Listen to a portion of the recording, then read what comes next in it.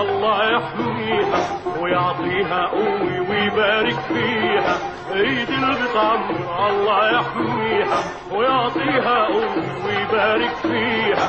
والله ينصرها ويطول عمرها، عمر اللي بيحبها واللي مربيها.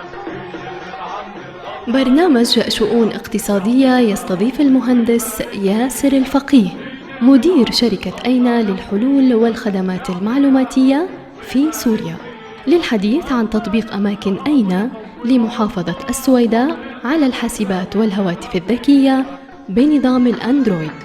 مستمعينا الكرام، تابعونا اليوم الساعة 1 ظهرا على أثير راديو ريان FM 90.2 ميجا هرتز.